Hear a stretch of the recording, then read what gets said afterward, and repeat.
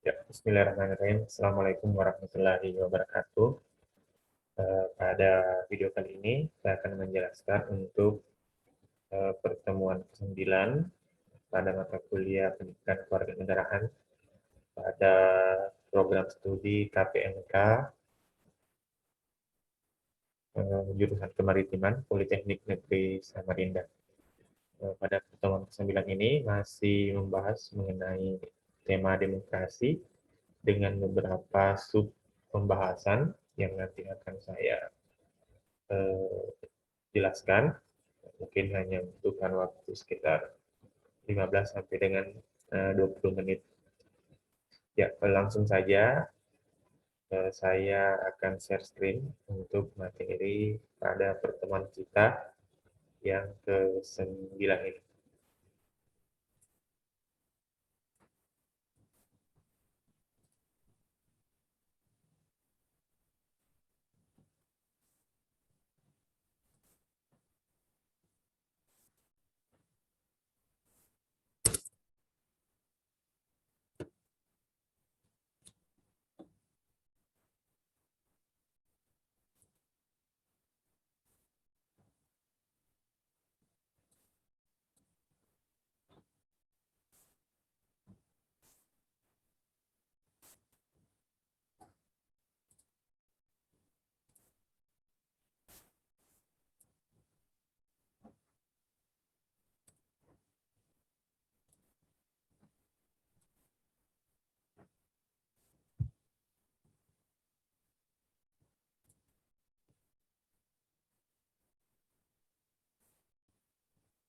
Ya, pada pertemuan ke-9 ini masih membahas mengenai demokrasi dengan sub pembahasan mengenai unsur, ciri maupun sistem politik di Indonesia maupun beberapa sistem politik yang dianut oleh berbagai negara di dunia. Langsung saja saya jelaskan untuk slide pertama. Di slide pertama kita akan membahas mengenai unsur-unsur yang mewujudkan demokrasi. Jadi nanti negara disebut sebagai negara demokrasi ketika setidaknya memenuhi beberapa unsur yang dianggap sebagai dasar ataupun hal-hal yang dapat mewujudkan berjalannya demokrasi di negara tersebut. Jadi bisa saja sebuah negara mengklaim negaranya adalah sebuah negara demokrasi, akan tetapi tidak terlihat unsur-unsur yang dapat memenuhi syarat bahwa negara tersebut dapat disebut sebagai negara demokrasi. Bisa saja mereka mengklaim negara saya adalah negara yang menganut sistem demokrasi, akan tetapi dalam pelaksanaannya, dalam praktiknya yang terlihat tidak seperti itu. Seperti negara kita misalnya Indonesia, bisa saja kita menyebut negara kita sebagai negara demokrasi, akan tetapi unsur-unsur tersebut tidak terwujud dalam kehidupan bernegara maupun kehidupan bermasyarakat.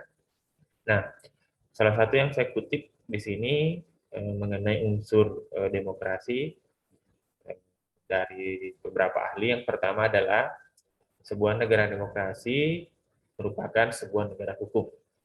Pertama adalah dia dalam mewujudkan demokrasi ini harus berlandaskan dalam pengelolaan negaranya adalah berdasarkan hukum. Negara hukum yang dimaksud di sini adalah negara yang memberikan perlindungan hukum bagi warga negara melalui kelembagaan peradilan yang bebas dan tidak memihak, serta adanya penjaminan HAM. Jadi, tentu sebuah negara harus memiliki kemampuan untuk memberikan perlindungan hukum bagi masyarakatnya. Nah, baik sebagai korban, bahkan sebagai pelaku, misalnya dia pelaku pelanggaran hukum misalnya. Negara tetap harus hadir sebagai pemberi perlindungan, karena si pelaku ini tentu juga memiliki hak-hak. Jangan sampai karena dia pelaku kejahatan, hak-haknya dicabut. Tetap setidaknya mereka memiliki hak untuk misalnya mendapat perlindungan hukum, mendapat pembelaan hukum melalui pengacara, maupun hal-hal lain. Nah, mereka setidaknya walaupun dia sudah tersangka, tetap harus melalui proses peradilan untuk membuktikan bahwa apakah betul dia salah apakah betul dia layak menerima hukuman, misalnya berapa tahun, ataukah apakah dia memang layak menerima hukuman itu, atau mungkin di peradilan nanti dia terbukti tidak bersalah misalnya ya. Jadi fungsi peradilan di sini adalah untuk memberikan keadilan yang seadil-adilnya, baik untuk terduga pelaku maupun tentunya si korban. Kemudian peradilan ini bebas dan tidak memihak, jadi tidak ada perlakuan khusus untuk si kaya misalnya, karena dia kaya dia tidak dihukum, karena dia misalnya dari kalangan pejabat, dia dari kalangan bangsawan misalnya dia tidak dihukum, dan sebagainya. Jadi tidak ada perlakuan-perlakuan hukum, perlakuan-perlakuan khusus di hadapan hukum. Kemudian unsur negara hukum selanjutnya dalam mewujudkan demokrasi tentunya adalah penjaminan hak asasi manusia. Jadi setidaknya yang paling mendasar adalah hak untuk hidup. Orang tidak boleh misalnya dibunuh begitu saja, diculik begitu saja, dihilangkan begitu saja, walaupun mereka adalah misalnya orang jahat, orang yang sudah terbukti melakukan kejahatan, tetap harus menghargai hak asasi manusia yang paling mendasar, salah satunya adalah hak untuk hidup. Apalagi ketika masyarakat itu tidak punya kesalahan-kesalahan, tidak melanggar hukum dan sebagainya, tentu kita harus menjamin hak asasi manusia. Kemudian masyarakat madani. Masyarakat madani yakni sebuah masyarakat dengan ciri-ciri terbuka, egaliter, bebas dari dominasi dan tekanan negara, serta berpartisipasi aktif dalam menegakkan demokrasi. Jadi masyarakat madani ini secara sederhana digambarkan sebagai masyarakat yang cerdas, punya kemampuan analisis yang sudah kuat, artinya tingkat pendidikan dan kemampuan akademik sebagian masyarakatnya secara umum ini sudah di atas rata-rata, artinya masyarakat sudah mengenyam pendidikan secara baik dan berkualitas sehingga dalam kehidupan bermasyarakatnya mereka terbuka, egaliter, bebas dari dominasi dan tekanan negara. Jadi mereka punya kesempatan untuk menyuarakan pendapat, berekspresi, kemudian tentu berpartisipatif dalam menegakkan demokrasi, ikut pemilu, silakan memilih, terserah sesuai dengan hati nurani, sesuai dengan pilihan, bahkan mulai dari tingkat kepala desa sampai dengan presiden. Kalau kita di Indonesia itu kita bebas memilih sesuai dengan keinginan kita masing-masing. Jadi jika masyarakat belum memiliki kebebasan belum cerdas misalnya dan tidak memiliki kebebasan dalam berdemokrasi, maka tentu negara tersebut belum bisa disebut sebagai negara yang mewujudkan demokrasi, karena salah satu unsurnya masyarakat yang madani ini tidak dapat dipenuhi. Kemudian yang ketiga adalah aliansi kelompok strategis. Komponen berikutnya yang dapat mendukung tegaknya demokrasi adalah aliansi kelompok strategis yang terdiri dari partai politik, kelompok gerakan, dan kelompok penekan atau kelompok kepentingan termasuk di dalamnya pres yang bebas dan bertanggung jawab. Jadi dalam negara demokrasi ini ada kelompok-kelompok yang berperan secara strategis, misalnya ada kelompok pendukung dan ada kelompok penentang. Jadi ini dilakukan secara umum dan bebas, tidak ada hal-hal yang terlalu dapat memicu keributan dan sebagainya. Nah, di dalam kelompok strategis ini tentu perbedaan pendapat adalah sesuatu yang biasa-biasa saja. Ini adalah salah satu unsur yang dapat mewujudkan demokrasi di suatu negara. Jadi salah satu cirinya ini adalah aliansi kelompok strategis. Ada kelompok-kelompok yang mungkin sama pendapatnya, kemudian membuat perkumpulan untuk mendukung misalnya sebuah aturan, mendukung sebuah regulasi dan sebagainya. Tapi ada juga mungkin kelompok yang menolak, membuat perkumpulan, membuat kelompok-kelompok gerakan sehingga dia menyuarakan penolakan atas sebuah aturan. Misalnya ada undang-undang mengenai ini, baru-baru ini ada undang-undang Omnibus Law. Nah, jadi ada kelompok yang mendukung dan ada kelompok yang menentang. Kenapa disebut perlu aliansi kelompok? Karena kalau kita menyuarakannya satu persatu, mungkin sulit untuk mendapat perhatian dari penguasa ataupun pemerintah, maka kita harus membentuk kelompok-kelompok agar suara kita terlihat banyak dan menjadi perwakilan kelompok yang lebih besar. Kemudian press yang bebas dan bertanggung jawab. Jadi ada peran press ataupun media, wartawan dan sebagainya sebagai mereka bebas menerima informasi, mencari informasi, mencari kebenaran atas isu-isu, di mana setiap pemberitaan yang mereka sampaikan ke masyarakat melalui media cetak maupun media elektronik, apalagi dengan perkembangan media sosial seperti sekarang ini, itu harus dapat dipertanggungjawabkan. Jadi, salah satu unsur yang dapat menjadikan demokrasi ini adalah kelompok yang strategis, di mana di dalamnya ada kelompok-kelompok gerakan pendukung maupun penentang dalam sebuah kebijakan, dan ada kebebasan media ataupun kebebasan pers, di mana tentu bebas tapi tetap harus berita-berita yang disalurkan ke masyarakat ini harus dapat dipertanggungjawabkan. Kemudian selanjutnya kita akan membahas mengenai ciri demokrasi. Nah, di sini ada beberapa ciri yang saya rangkum dari berbagai sumber, di mana negara ketika sudah mengklaim dirinya sebagai negara demokrasi harus mencirikan hal-hal sebagai berikut. Nah, kalau tadi unsur-unsur itu, tentu sebuah negara baru disebut demokrasi ketika memiliki unsur-unsur tersebut. Yang pertama, negara hukum. Kemudian masyarakat madani, dan yang ketiga adalah aliansi kelompok strategis. Nah, itu harus dimiliki dulu baru bisa disebut sebagai negara demokrasi. Nah, ketika unsur-unsur tersebut sudah dapat terpenuhi, maka akan muncul ciri-ciri ketika negara tersebut mampu memenuhi unsur-unsur tadi. Nah, ciri-ciri yang terlihat ketika negara sudah berjalan adalah yang pertama, adanya penyelesaian perselisihan dengan damai dan sukarela. Jadi, jika negara tidak mampu menyelesaikan konflik-konflik secara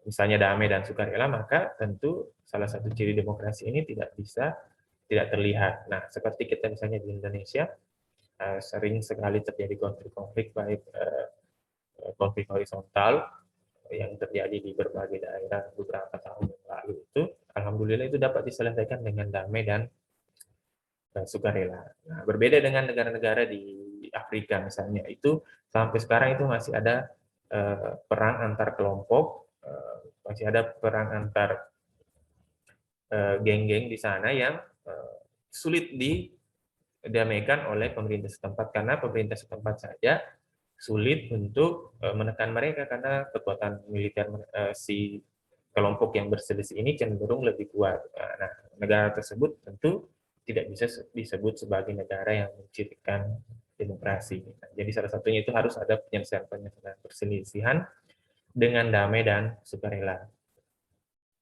Adanya jaminan bagi terjadinya perubahan secara damai dalam suatu masyarakat yang sedang berubah.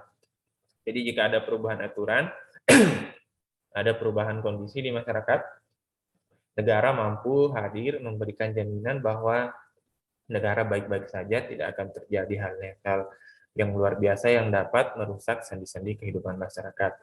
Nah, seperti yang terjadi saat ini, misalnya ada kondisi pandemi COVID-19 yang sudah lebih dari 1 tahun berjalan. Nah, negara tidak boleh panik, negara harus hadir untuk terus memberikan jaminan kepada masyarakat bahwa kita akan tetap bertahan walaupun dalam kondisi sulit ini. Negara harus hadir, misalnya memberikan bantuan, memberikan solusi-solusi agar masyarakat dapat terus, kehidupan masyarakat dapat terus berlangsung. Kemudian adanya pergantian penguasa yang berlangsung secara teratur. Nah, di negara-negara yang tidak demokratis, kadang pemimpin itu bisa sampai 25 tahun, 30 tahun berkuasa sampai tidak ada pergantian. Nah, ini pernah terjadi di Indonesia. Dari zaman Pak Harto itu memimpin 32 tahun, tidak ada batasan undang-undang, termasuk Pak Soekarno sebelumnya. Pak Soekarno juga bahkan sempat mengklaim dirinya sebagai presiden seumur hidup. Nah, negara yang demokratis itu tentu harus membatasi hal-hal seperti itu. Nah, makanya saat ini di Indonesia ada pembatasan masa kepemimpinan presiden, bupati, gubernur, sampai anggota DPR, sampai kepala desa. Nah, kalau dulu tidak ada, kalau dia terpilih lagi di pemilu ya lanjut, kalau tidak terpilih lagi di pemilu lanjut sampai dia bisa dikalahkan. Nah, ketika kepemimpinannya sudah mengakar ini sulit sekali dikalahkan, makanya perlu ada pembatasan atas eh, kekuasaan. Nah, kalau presiden itu 2 periode saja boleh terpilih. Jadi setelah 2 periode presiden dan wakil presiden itu tidak boleh mencalonkan diri lagi. Nah, 2 periode itu adalah 1 periode itu 5 tahun, jadi 2 periode itu 10 tahun. Gubernur juga begitu 2 periode, bupati juga 2 periode, anggota DPR itu 3 periode, kepala desa juga 3 periode. Jadi itu ada dibatasi, jangan sampai dia terus yang memimpin, karena lama-lama dia akan dikultuskan, dia akan menjadi pemimpin yang cenderung otoriter.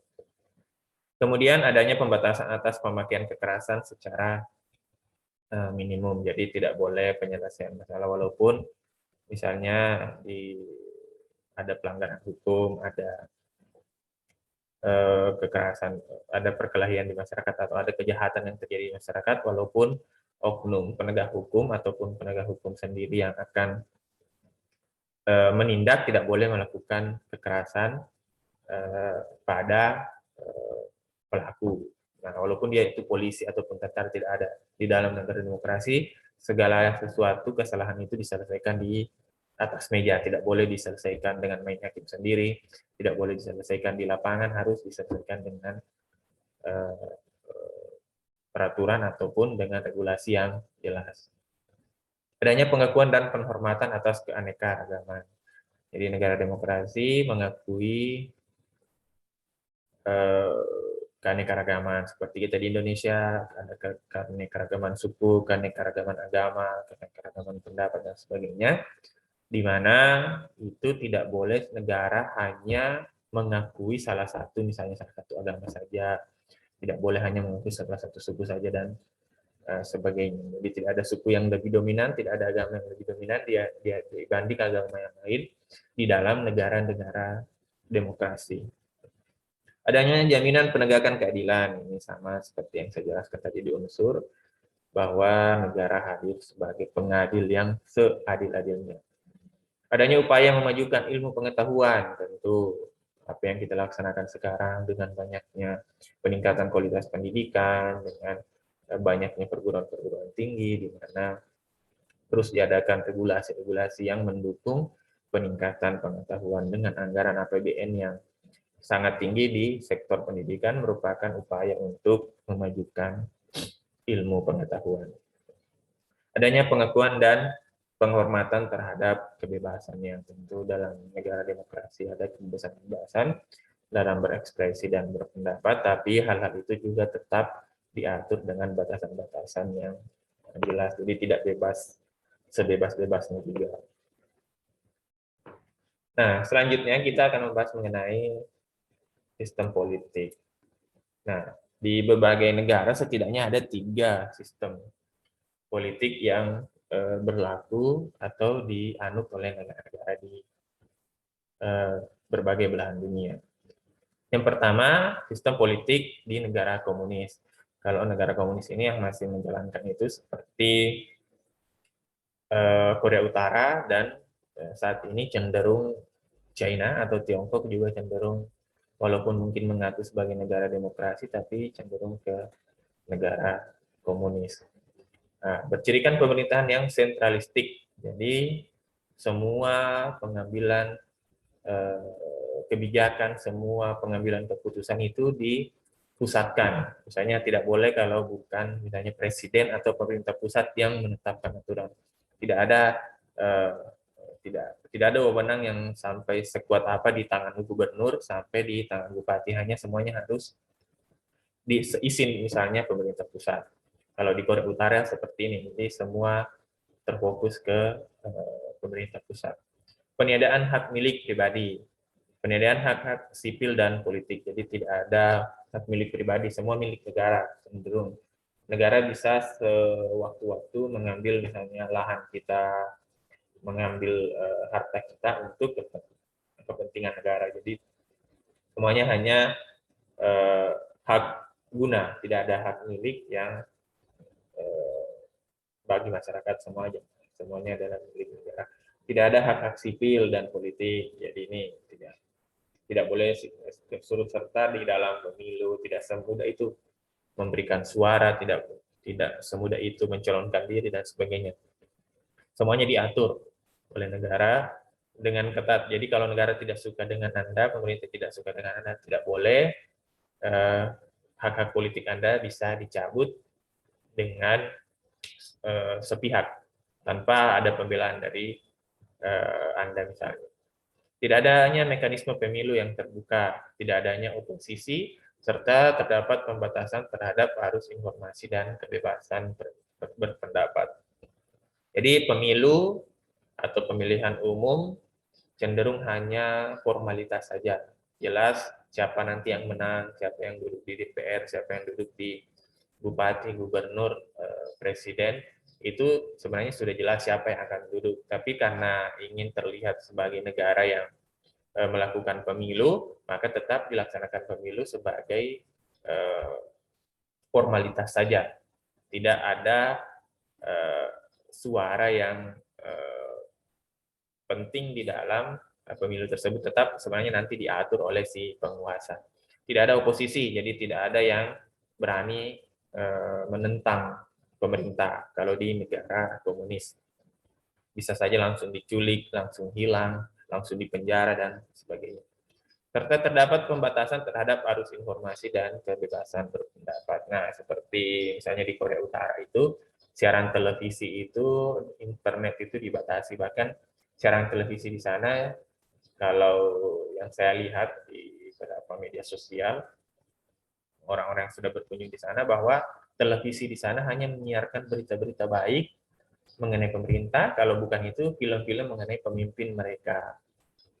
Kim Jong-un atau orang tua Kim Jong-un yang selalu diputar di TV-TV. Jadi itu hanya itu yang sering ditonton oleh masyarakat di sana. Kemudian sistem politik di negara liberal. Jadi ada negara komunis, ada negara liberal. Ini sebaliknya. Kalau tadi di negara komunis semuanya serba dibatasi, mulai dari kepemilikan sampai kebebasan berpendapat itu dibatasi.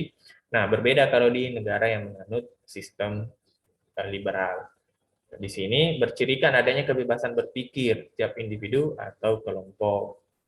Ada pembatasan kekuasaan. Kalau tadi tidak, dia bisa berkuasa sampai berapa tahun. Tidak ada batasan. Kalau di negara yang menganut sistem liberal, misalnya seperti Amerika, orang bebas berpendapat, berekspresi, dan tidak dan ada batasan kekuasaan. Jadi kalau di sana kan 2 periode juga, kalau tidak salah 2 periode presidennya baru diganti. Bahkan Donald Trump baru-baru ini hanya menjabat 1 periode karena pada periode selanjutnya dia kalah di pilpres. Nah, kalau di negara komunis tadi tidak bisa, Anda akan sangat sulit mengalahkan si penguasa karena pemilu bukan sebenar-benarnya pemilu, hanya formalitas. Nah, kalau di negara liberal ini bebas orang berekspresi, berpendapat, mencalonkan diri, dan terpilih dan memilih di dalam pemilu. Penegakan hukum, ya jelas. Pertukaran gagasan yang bebas, sistem pemerintahan yang transparan, yang di dalamnya terdapat jaminan hak-hak minoritas. Bahkan di negara yang menganut sistem liberal, hak-hak minoritas juga dihargai. Jadi walaupun hanya segelintir masyarakat, hanya minim kelompoknya, maka tetap mereka mendapat jaminan terhadap hak-haknya. Nah, di sistem politik liberal yang sangat bebas ini, saya melihat bahwa resikonya adalah yang kuat semakin kuat, yang kaya semakin kaya, yang miskin akan semakin miskin, karena semuanya bebas. Sistem politiknya bebas, sistem ekonominya bebas, jadi yang punya modal besar akan terus berekspansi, meningkatkan usahanya tanpa ada batasan-batasan. Nah, Kalau di negara komunis tadi semuanya serba dibatasi. Nah, kalau di negara liberal ini semuanya serba bebas. Siapa yang kuat, siapa yang punya sistem, siapa yang punya modal yang besar, dia akan yang berkuasa. Nah, kalau kita di Indonesia adalah sistem politik demokrasi. Sistem politik yang didasarkan pada nilai-nilai dan prinsip, prosedur, dan kelembagaan yang demokratis. Adapun sendi-sendi pokok dari sistem politik demokrasi di Indonesia adalah ide kedaulatan rakyat. Jadi semuanya berasal dari rakyat, oleh rakyat, dan untuk rakyat. Jadi anggota dewannya dipilih untuk membawa aspirasi-aspirasi masyarakat, di mana nanti aspirasi itu tersebut dipergunakan untuk kemakmuran atau kesejahteraan masyarakatnya. Negara berdasarkan atas hukum. Lalu tentu kita di Indonesia semuanya didasarkan atas hukum, tidak ada perlakuan yang istimewa bagi orang-orang tertentu di hadapan hukum. Yang ketiga, berbentuk republik. Ya, kenapa disebut berbentuk republik? Setidaknya ada pergantian kepemimpinan yang jelas dan ada pembatasan kepemimpinan. Kalau di negara komunis bisa saja dia terus yang jadi presiden, bisa saja dia terus yang menjadi perdana menteri. Di negara republik wajib ada pergantian kepemimpinan dengan pembatasan masa jabatan. Pemerintahan berdasarkan konstitusi. Jadi setiap ada yang ingin dilaksanakan oleh pemerintah, itu harus ada dasar aturannya, harus ada dasar hukumnya, tidak boleh serta-merta langsung diterapkan, harus dirapatkan, harus diusulkan di DPR, DPRD, kemudian baru bisa diterapkan di masyarakat. Pemerintahan yang bertanggung jawab, setahun sekali ada laporan penggunaan APBN, penggunaan APBD itu kemana saja di hadapan DPR. Sistem perwakilan, karena kita menganut sistem demokrasi, maka ada perwakilan-perwakilan kita, mulai di tingkat kabupaten, itu anggota DPRD, di tingkat provinsi, anggota DPRD provinsi, dan di pusat ada anggota DPR RI dan DPD, Dewan Perwakilan Daerah. Sistem pemerintahan yang presidensil. Nah, sistem pemerintahan yang presidensil ini adalah presiden ini sebagai kepala negara sekaligus sebagai kepala pemerintahan. Jadi lawannya itu sistem pemerintahan parlementer. Kalau presidensil, setidaknya menteri-menteri ataupun kebijakan-kebijakan ini terpusat pada presiden, dan fungsi DPR ini terpisah dari presiden. Jadi fungsi pengawasan dijalankan oleh DPR dan presiden yang menjalankannya, yang tetap harus diawasi oleh legislatif atau DPR. Nah, jadi ini adalah sistem politik yang berlaku di berbagai negara. Kalau negara komunis itu seperti Korea Utara dan cenderung ke Tiongkok atau Cina. Untuk negara liberal ini seperti di negara-negara Eropa dan Amerika Serikat. Kalau kita di Indonesia, demokrasi, menggunakan sistem demokrasi, walaupun dalam prakteknya kadang bersifat seperti komunis dan kadang juga ada yang bersifat seperti liberal. Nah, landasan politik kita sebagai negara kesatuan Republik Indonesia dalam urusan luar negeri itu kita menjalankan politik luar negeri yang bebas aktif. Artinya kita tidak berkiblat pada salah satu blok, tidak berkiblat pada salah satu negara, dan ketika ada perselisihan antar negara di berbagai belahan dunia ini, kita tidak boleh memihak salah satunya, kita tetap berada di tengah-tengah, tidak boleh mendukung salah satu, tidak boleh berkoalisi dengan salah satu, bersekutu dengan salah satunya, kita selalu bebas aktif. Nah, kelebihannya adalah kita tidak punya musuh. Kalau kita berpolitik bebas aktif ini, kita tidak punya musuh, tapi juga tidak punya sekutu. Nah, kelemahannya ketika misalnya tidak diminta-minta terjadi perang, terjadi ekspansi dari negara-negara lain, kita tidak bisa meminta tolong pada negara-negara lain. Berbeda misalnya dengan negara-negara persemakmuran Inggris, di bawah negara Inggris itu seperti Malaysia, dan beberapa negara bekas jajahan Inggris itu, tentu ketika ada mereka bermasalah, mereka setidaknya pasti memiliki bantuan dari negara-negara sekutunya, di bawah persemakmuran Inggris. Nah, kalau kita itu bebas aktif, tidak memihak salah satu, tidak berkoalisi dengan salah satunya.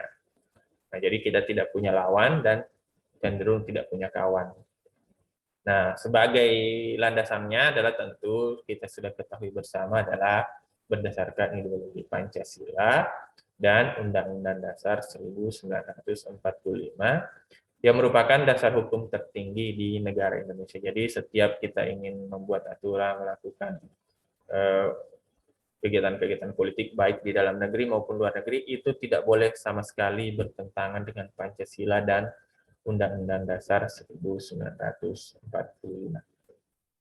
Jadi saya rasa cukup untuk pertemuan kita ke-9 ini mengenai demokrasi, di mana sub-sub tema yang dibahas adalah yang tadi unsur demokrasi, ciri-ciri demokrasi dengan sistem politik berbagai negara maupun sistem politik yang dianut di Indonesia.